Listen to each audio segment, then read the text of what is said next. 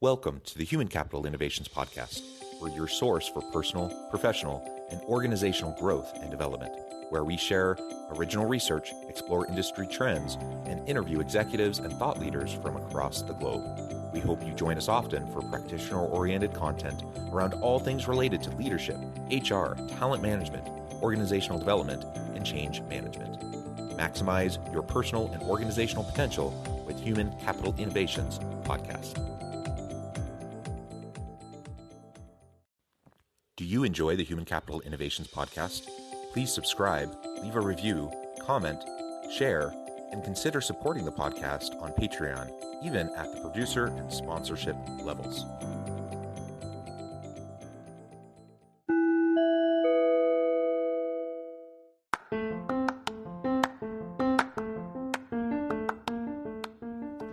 Welcome to the Human Capital Innovations Podcast. In this HCI podcast episode, I talk with Lorraine D'Alessio about starting and building a world-class business in a male-dominated field.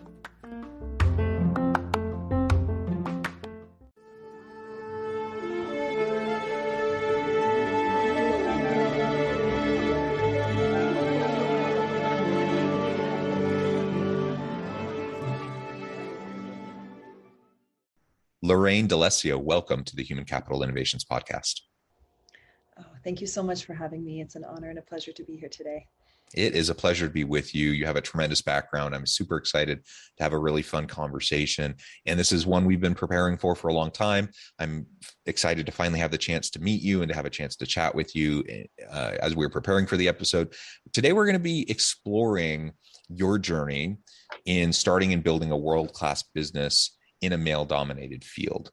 Now, for anyone watching, you can see that Lorraine, powerful female. If you're listening, you might be able to hear that as well.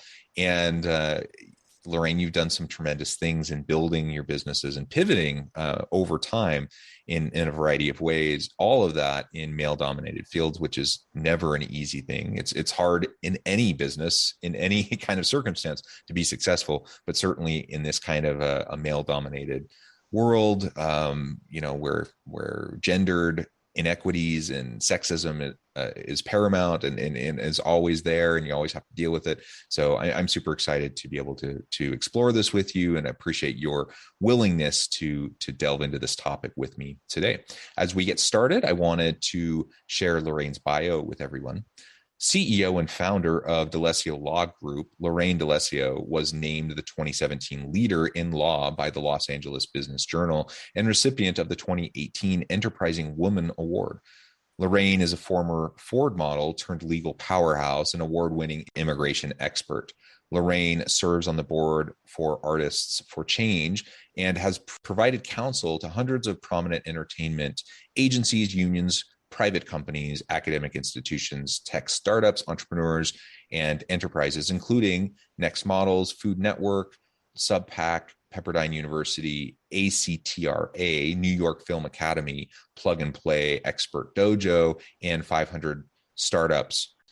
In addition to these clients, Lorraine has worked on highly successful refugee and deportation cases, earning awards for her work with immigration and immigrant communities across Los Angeles. Lorraine earned her law degree from Southwestern Law School and is originally from Toronto.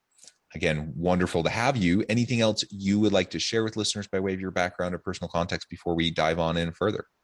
I would say that, what has made us quite unique in terms of serving the needs of so many that are businesses as well as individuals that are coming to the U.S., getting set up, has been that very unique one-on-one needs-based, attention-based care that we have, and I think that has helped to set us apart, from other firms that do similar type work, out of the box, creative thinking, because especially now with the age of COVID, which hopefully is coming to an end, navigating any sort of new beginnings, innovations, launching products is coming with also new challenges that we didn't have previously, that we didn't face previously. So I would say that those trust confidences with our clients have been there, and the success along with it. So yeah. Yeah, well, that's wonderful. That's wonderful. And maybe you can just start us off with the conversation by sharing a little bit about your journey and path. Now, you've kind of done a variety of things over time.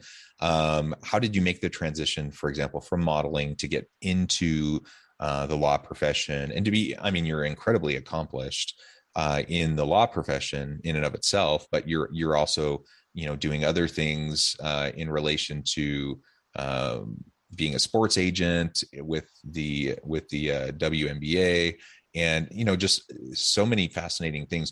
Tell us a little bit about your path, your journey, and why you decided to try to tackle these sorts of things throughout your career.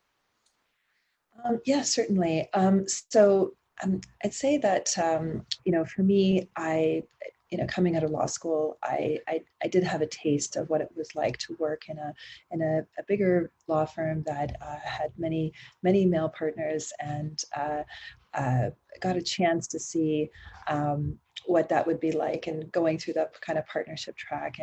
And although I think that that's a path that some choose to take, I just saw many barriers in that, and felt that I would be spending years and years and years trying to get through all that bureaucracy. Meanwhile, there's such an important message to give.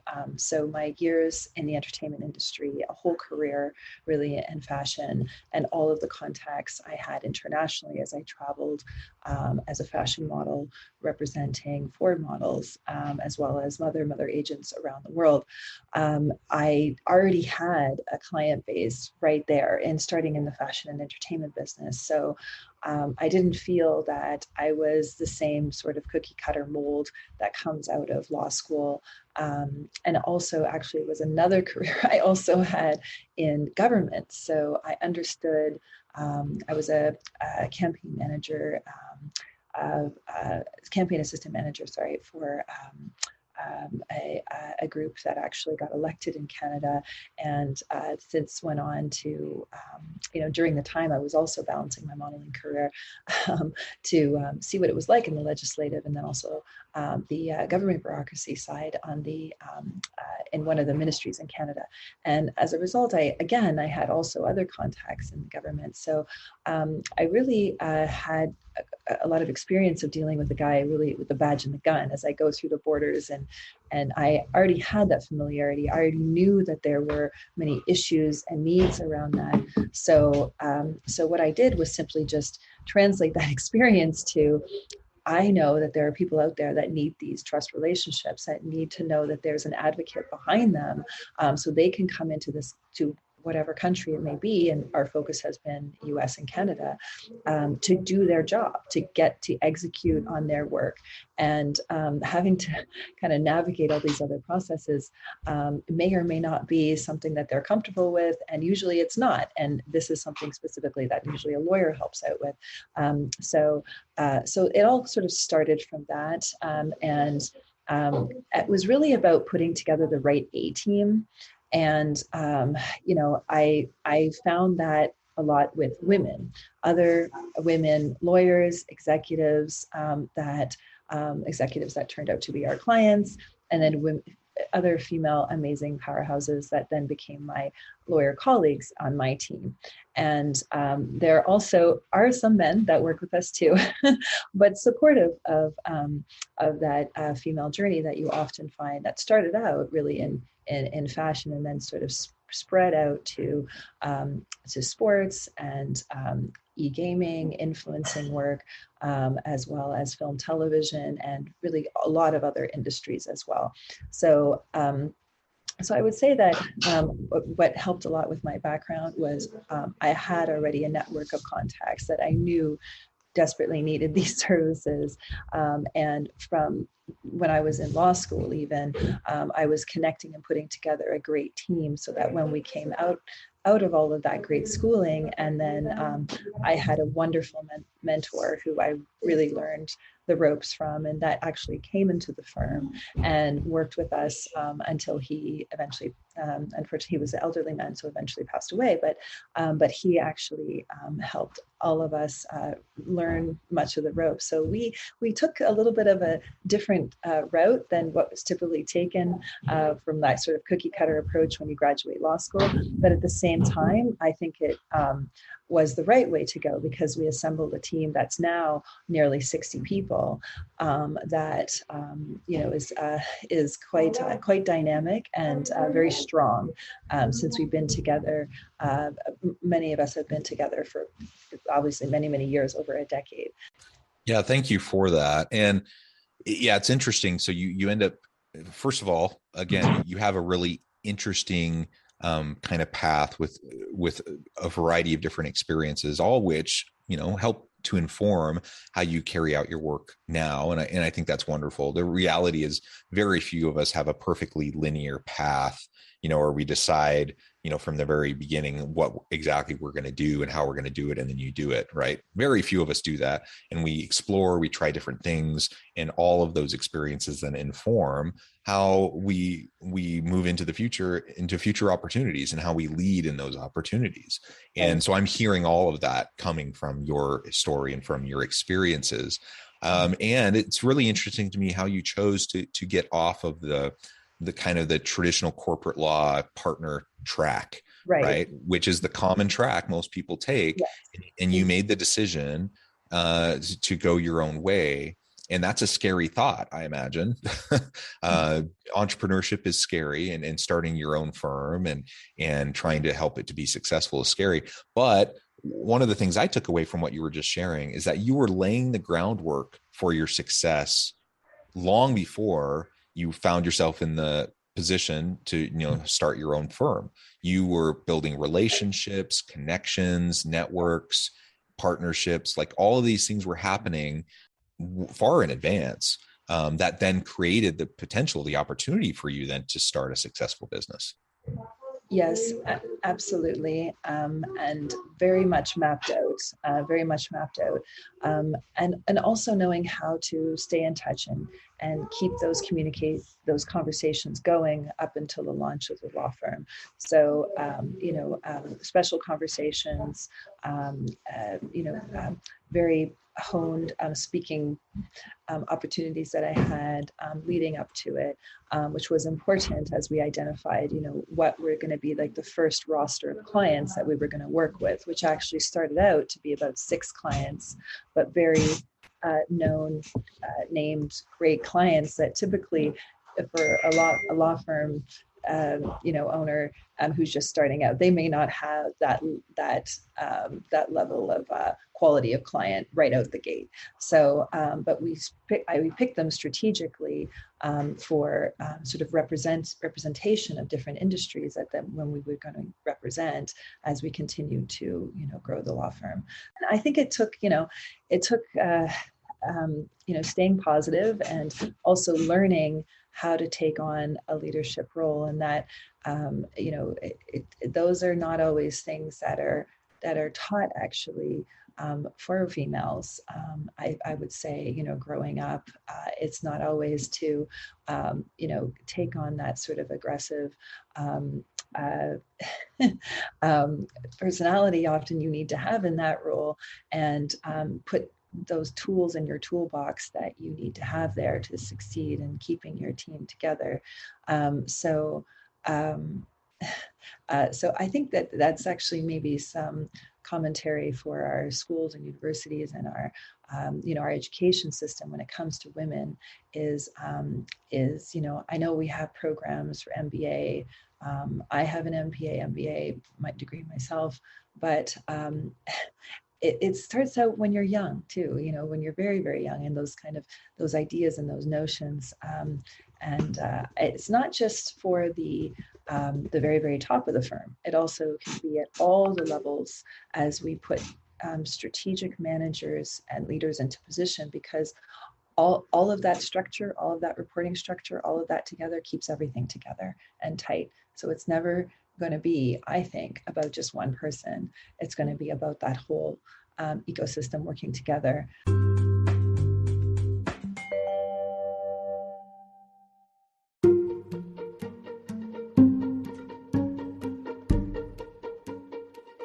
Welcome to the Human Capital Innovations Academy. Courses, micro-credentials, and certificates to upskill and reskill for the future of work. All HCI Academy courses, micro-credentials, and certificates are designed, developed, and delivered by award-winning and internationally renowned scholars, educators, thought leaders, executives, and practitioners. Our courses, micro-credentials, and certificates will help you make your mark on the future of work and make an immediate impact in your organizations.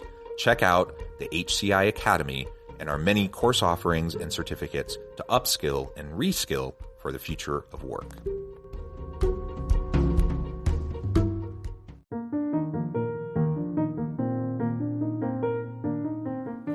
Check out our new weekly LinkedIn newsletter, Alchemizing Human Capital, exploring industry trends via original research and interviews with executives and thought leaders from across the globe. We look forward to having you join us.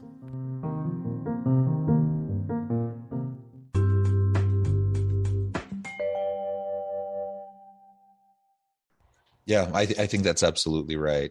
And I would love to learn more about some of the gendered challenges that you faced over the years. Now, again, being, building a world-class business in a male-dominated field is no easy task for anybody. Building a successful business in and of itself isn't an easy task, but doing it as a woman in a male-dominated field, where you run into sexism and the gender disparities and inequities on a daily basis, I would imagine. Tell us a little bit more about some of those challenges you faced and how you've worked to overcome them.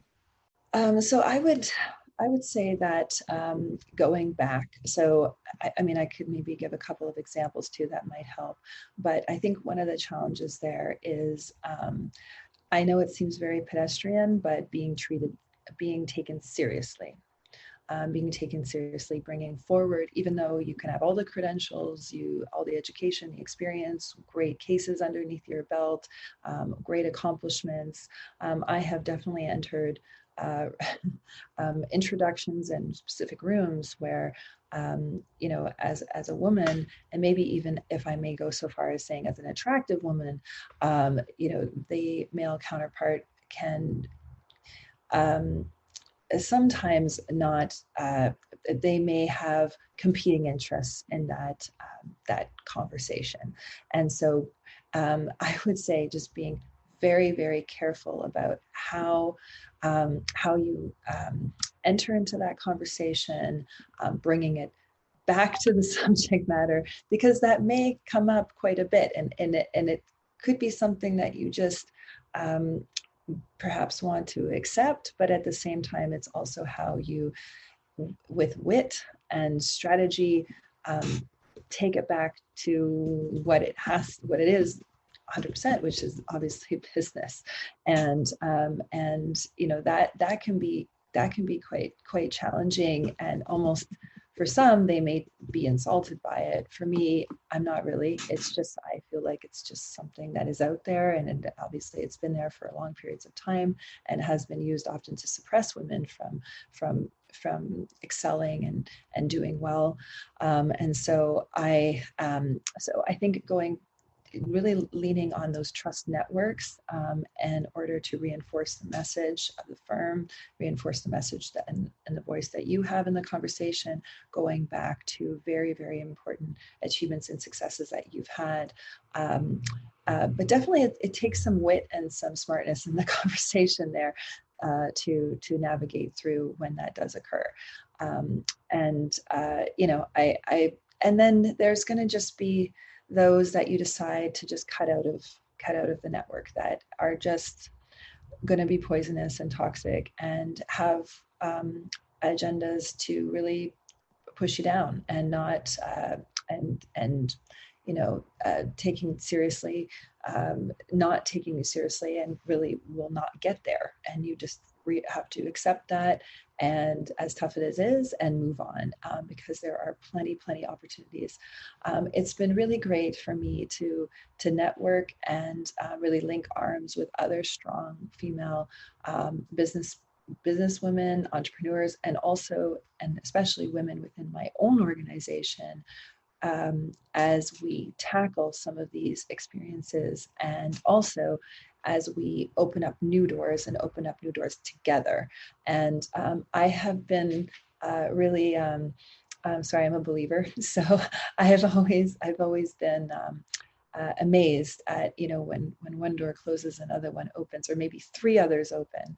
And so that sort of gender inequality and some of the sexism out there can get very depressing and discouraging. But at the same time, for me, at least in my life, and I've been so fortunate, there's always been another door opening or another opportunity. And just, just recently, our firm has had just a wonderful opportunity to really expand. We were at Milan Fashion Week. We were there representing one of America's now great couture fashion designers, Glaudi, who's dressing top celebrities, everyone from Serena Williams to Ava Longoria, and the list is going on and on and on. She's this all the kind of the top starlets coming out with the premieres, they are wearing her stuff, and we are her lawyers, we are her legal team. So we do the business law side as well as the immigration. But again, this was a door that opened from a wonderful women's organization that saw the need to put us both on an introduction and a panel together. And the next thing you know, another door is open. Yeah. Well, I think that's great. So what I'm hearing, I mean, there's many great things that you just shared, but building your network not only helps in business generally, but as women in a male dominated field, you need a network of women supporting and helping each other to find success. And what I also am hearing from what you're saying is you're always keeping your eyes open for future opportunities based on what, the current circumstances. And so one thing that may be completely disconnected from anything you're doing today, but can potentially open the door or crack that door open for a future opportunity. Those are the types of things we can't afford to let slip by. Like, you got to stay on top of those things. You have to explore those things, and you have to, keep good people around you, so you have the capacity, in the bandwidth to be able to explore those things. I think all of that is just tremendous. Absolutely. And those champions, maybe in your organization or other seniors that are outside of your organization as well, but that are that you're checking in with, on a weekly or biweekly or monthly basis, and just have their eye out for you. There's a few women that are much more senior than I, that are lawyers, that have either already run their law firms, or they are in a big law firm at a very high level, and or a medium-sized firm, and just have influence and have their eye out for D'Alessio Law Group. And they strategically send, like this morning, I just got an introduction to a wonderful client who's coming in to make a multi-million-dollar investment. I mean, obviously that client could have been sent to a lot of other law firms. However, we were chosen also because of the gender makeup and the identity of this particular investor, and the multifaceted interest that they have. It is a lot of relationships to be keeping up, but at the same time, it is really wonderful when it all comes together. So all the hard work, and I really had the honor of meeting Erin Brockovich a few years ago, and she was really impressed. At the time, she was very impressed with our firm because we got over a very difficult partner breakup, and that happens. That happens in life. Unfortunately, you try it, may not work out. And what she said to me was, she said, I'm really impressed with what you guys have achieved and where you've gone, even since that happened, since that, didn't work out. And she was providing, coaching to an organization that I was also a part of. And she said, the one thing I will have to say that you ladies need to keep doing is just keep pushing. Just keep pushing. Do not give up. Even though it may not make any sense. And you may wonder what, goodness, there's been so many challenges, what's the point? Or, maybe I should just, maybe I should just accept that at times I feel that I'm just running in circles, but it will make sense. And with a plan, it will make sense. So plan it out and keep pushing. And that's certainly what what we're doing. So yeah. Yeah, that's fantastic. Lorraine, it has just been a pleasure. I know at the time I'm going to have to let you go here in just a moment, but before we wrap up for today, I just wanted to give you a chance to share with listeners how they can connect with you, find out more about your work, your firm, and then give us a final word on the topic for today. Okay, great. Absolutely. So yes, my final word, for message really for all the female professionals out there that are pushing and striving toward their goals is to keep going, and knowing that there are wonderful opportunities out there. You just have to ask, and if you're not asking that question, then it may not just obviously fall in your lap. You need to make that first step and be that go-getter and go for it. So, and D'Alessio Law Group is really at your disposal to help. And we're a group of very dynamic, accomplished women that are not just here, obviously, to provide legal advice and expertise, but to also be a support to other women and entrepreneurs, period. And those that are individuals seeking to move and shake in their respective industries. And so you can reach us on our website, www.delessiolawgroup.com or dlgimmigration.com, DALESSIO lawgroup.com. And I really just want to thank you again for having us on your show today. It's been a true honor and a pleasure to be here. Thank you so much. It has been a pleasure. I encourage listeners to reach out, get connected, find out more about what Lorraine and her team can do for you. And as always, I hope everyone can stay healthy and safe, that you can find meaning and purpose at work each and every day. And I hope you all have a great week.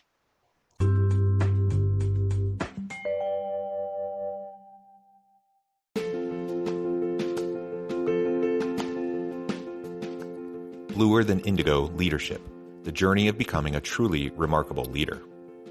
Early in my adult life, I learned about an Asian proverb that translates as bluer than indigo. If you think about the color indigo, it is a brilliant, deep, and vibrant blue, what some would call the bluest of blues.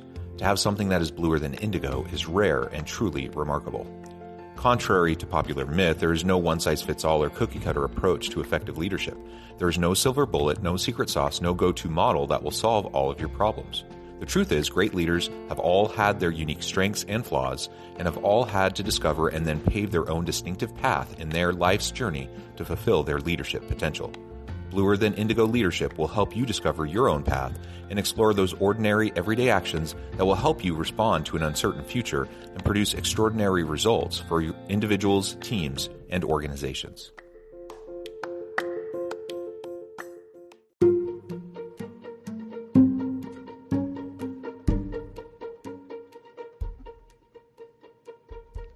Check out Human Capital Innovations magazine, Human Capital Leadership. Human Capital Leadership is a free, interactive e-magazine with the mission to help individuals, leaders, and organizations find innovative approaches to maximize their human capital potential. We publish issues quarterly in August, November, February, and May. Take a look at the latest issue and let us know what you think.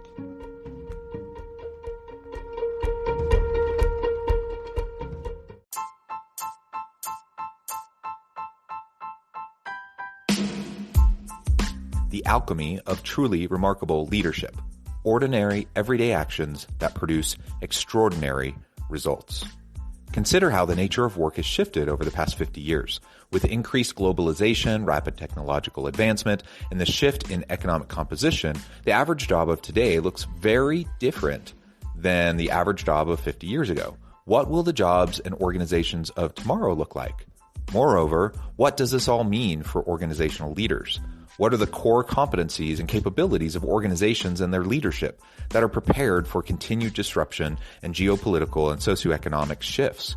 Regardless of what the future holds, increasingly, leaders need to be socially minded, data-driven, decisive, champions of talent, and disruptors of the traditional notions of leadership, teams, organizations, and work. The alchemy of truly remarkable leadership will help you to explore your own leadership competencies and capabilities and consider ways to apply and implement them into your workplace and personal life.